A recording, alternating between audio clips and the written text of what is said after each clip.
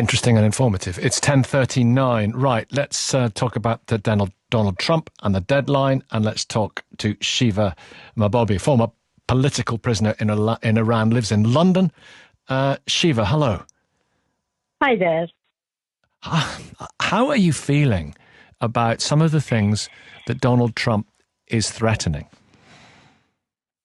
I don't think anyone feels okay about war. And myself, like millions of people, including my families in Iran, we all really anxious, really difficult. And just to be clear, no one in Iran, including myself, are for war or attack on infrastructure.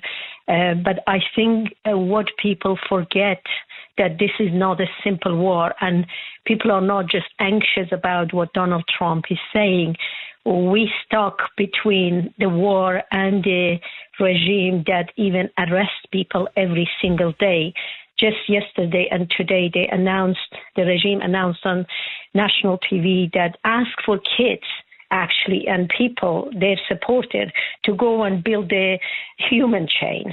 And this is a crime against humanity when you use kids as a child soldier. They've been using them in the checkpoints, and one of the kids got killed. They've been hiding anti-aircraft weapons on the bridge. I mean, they've been taking their own security forces in the hospitals and schools. I think what I'm more frustrated, and I would say many people in Iran, people around the world do not see that it's not just the attack by Donald Trump. To be honest, they are more even scared of the regime because they executed 9 young people just in 1 week, and I didn't see any media really talking about it. And therefore, when you think about the situation of Iran, it's not just today. What people are saying, we're going to get killed by the regime anyway. I think I have to remind your listener, just before the attack by Israeli and American governments, we had the massacre by the regime in January that more than 30,000 were massacred by the regime. We have to remember that people in Iran are getting arrested every single day. And the report we get from people to campaign to free political prisoners in Iran, in prisons, in this time of the war, instead of people having shelter, the regime intentionally keeping political prisoners in the prison, starving without medication and treatment. And this is a crime against humanity. And unfortunately, I don't see any media speaking about this very consistently. And when you ask me about how I feel, I don't know which one to explain to you, because people are dying every single day in the hands of the Islamic regime as well. Well, let's hear more from you. So what about those who say that if Donald Trump is to proceed with this, it would be a war crime? And also, where is the opposition to come from? How will regime change be affected by dropping bombs?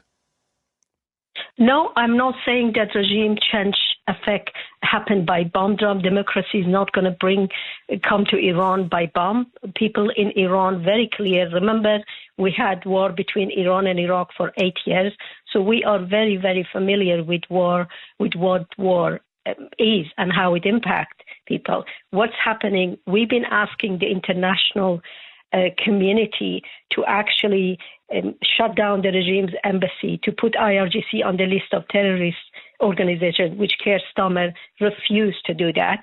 And so we've been asking actually to boycott this regime. There are many political ways to do that, and they have failed the regime, the people in Iran. Remember, people came on the street in January to overthrow the regime, and more than 30,000 were massacred. It's not like we don't know how to do that, but the international community, all the European governments, and specifically the UK government, they continue their political relationship with the regime. My question is why the IRGC, which is a terrorist organization, still is not on the list of terrorist organizations in the UK. Why the regime's embassy is still open. These are what they need to do. We don't want anyone to rescue us. I think if you remember Women, Life, Freedom, if you remember January protests, we all in Iran capable of doing it, but we need this international organization to expel the diplomats of the regime. That's what we want. Won't sanctions be negated by support which will continue to come from Russia and China? I'm asking you one question. Why, when Russia attacked Ukraine, why all the assets were seized? Why this is not happening there for the regime? What the IRGC, the Islamic Revolutionary Guards Corps, which is the heart of the regime, and also kidnapped many UK citizens as well. I mean, remember, two of the couple, the UK British couple, are still in prison right now. Yeah. And what they do, they actually thrive from the money they have around the world. So no one is seizing those assets. Why they were able to do it with for Russia, not for the regime in Iran? So sanction in itself has to have meaningful and pragmatic kind of come to basically translate itself into action. So right now, when you're asking me, no, we know that war doesn't bring democracy. But even at this point, the embassies are still open, embassies of the regime. The diplomats are still living a nice life in the UK. So if you ask me what's happening, people are anxious, of course, about the war. Anyone would be. But at the same time, they know that the regime operating every single day. They are even in the hospitals. They're in shopping centers. They're in schools. And they basically starving people. So I ask you, if you were in people's shoes in Iran, what would you do? You're stuck between war and the most criminal regime in the world. And the world is still watching without doing anything. There's quite a lot of so it's just a way. Competition for that name about criminal regime. Shiva, stay there. I'd like you to listen to Barry and Gargrave in just a second or two. Dr. Carol Nachle first, though. And we'll leave, I mean, that question is a very good one, and we'll leave it hanging in the air for our listeners. I want to say something. We don't need inspiration to go on the street. We're very clear. I'm very clear that... But you're going to die. People are going to die if they go on the streets. Well, no, people are still... I mean, it's the time of the war. It's ridiculous to ask people to come on the street.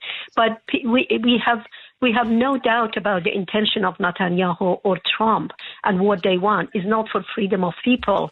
But what I'm trying to say, when this gentleman was saying Europe cannot do that for you, no, actually the governments around the world, they have the responsibility not to legitimize the regime in Iran.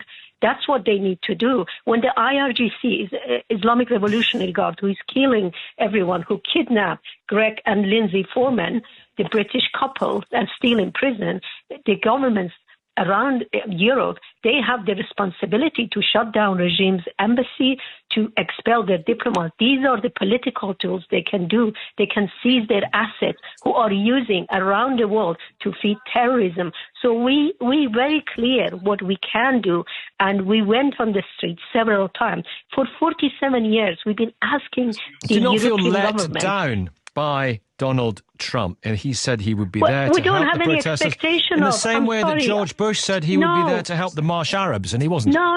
We don't have any expectation of Donald Trump. Did he not raise your expectations at the beginning? Can I ask you something? Sorry, let me finish.